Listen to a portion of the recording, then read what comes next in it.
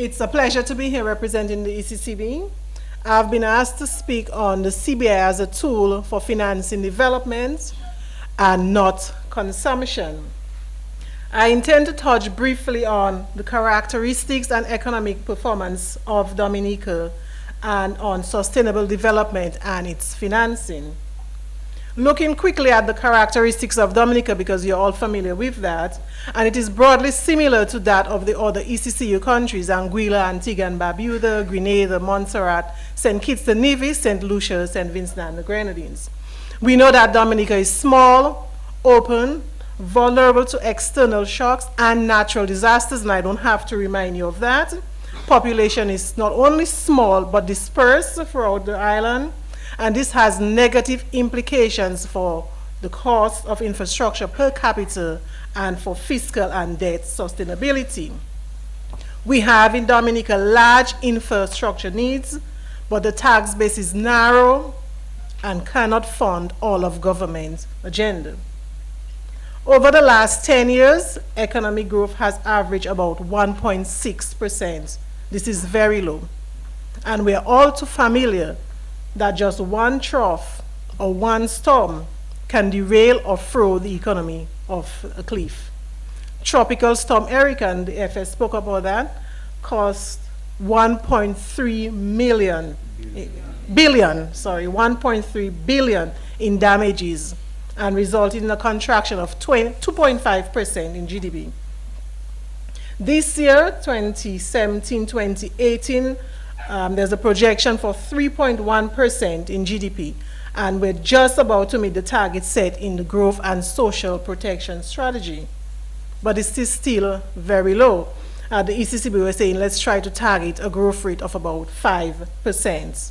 And most of the growth we noted for this year and next year will be driven by construction activity, expected to be funded largely by CBI funds. The country's fiscal position and consequently its debt dynamics have been impacted by the negative effects of the natural disasters. In the last 3 years, however, we've seen an expansion in public revenues, earnings from the CBI. Coming from the ECCB, I must assure you that the financial sector is stable.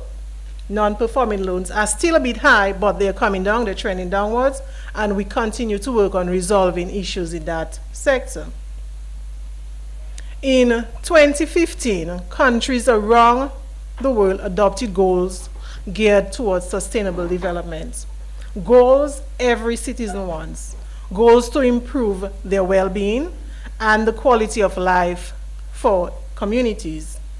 These goals address issues of poverty, education, energy, inequality, unemployment, inclusive growth, to name just a few. Crucial as well is the adoption of new technologies and a move to more of an industry-based economy. It is a tough and very tall agenda, I believe.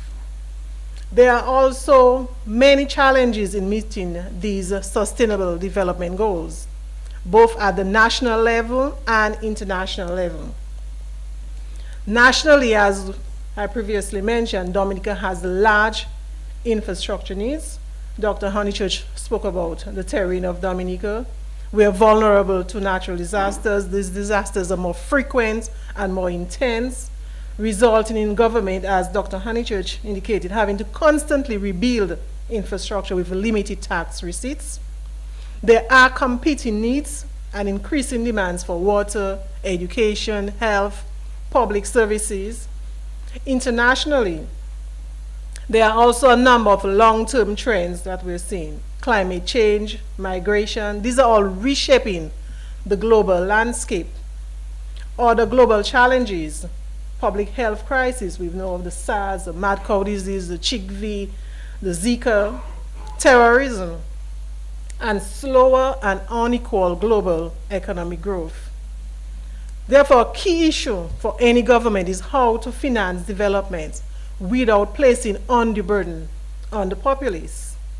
Can government reallocate existing resources towards sustainable development and use it more effectively?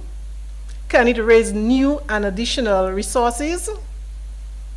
In 2014, a UN Intergovernmental Committee on Sustainable Development Financing acknowledged that each country is responsible for its own development and has to use different types of finance to meet its needs, but in a holistic way. If we quickly look at the types or sources of financing available to any government, the FS touched on those, but I think it's worth repeating.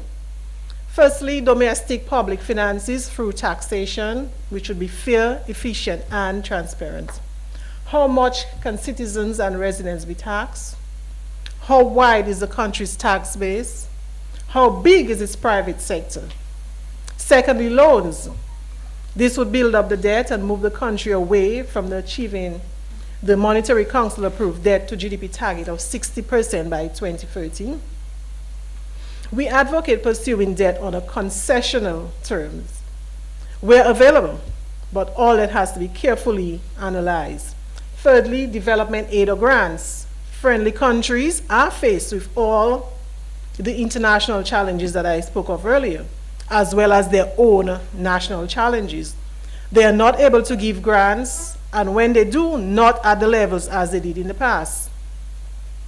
Fourthly, private international finance with proper vetting and due diligence has a role to play.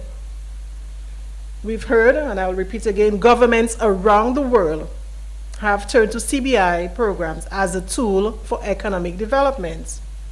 Funds from CBI programs complement traditional resource flows, mobilize additional resources for development. It can be an essential tool as the country strives to raise living standards, protect the environment, adapt to climate change realities, and provide public goods. Driving sustainable development goals require hundreds of millions of resources. Public domestic finances are not enough.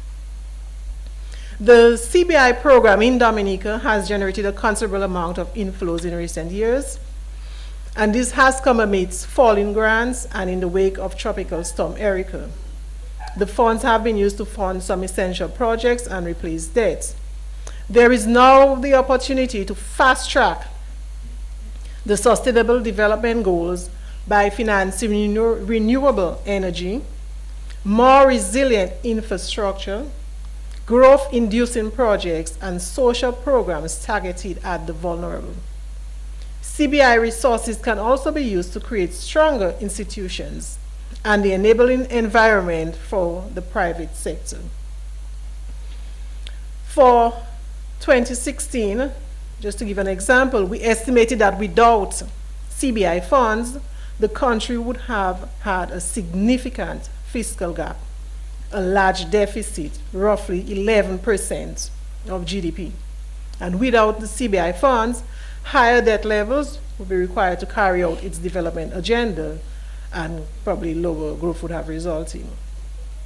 There are, of course, risks to the program, political, reputational, and the Eccb advocates that the authority should maintain the integrity of the program and use the funds to clear arrears, pay down your debt, finance infrastructure and productive sector investments, as well as establish a resiliency or vulnerability reserve fund in line with best international practices. Also to be transparent and accountable with respect to the flows. And this actually is a decision of the 86th meeting of the Monetary Council from October 2016.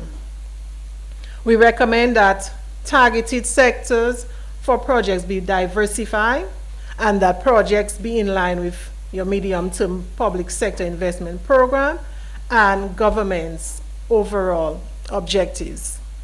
In conclusion, to quote from Sir Ronald Sanders, Antigua and Barbuda's ambassador to the US, there is nothing essentially wrong with the CBI programs or with their merit as development tools.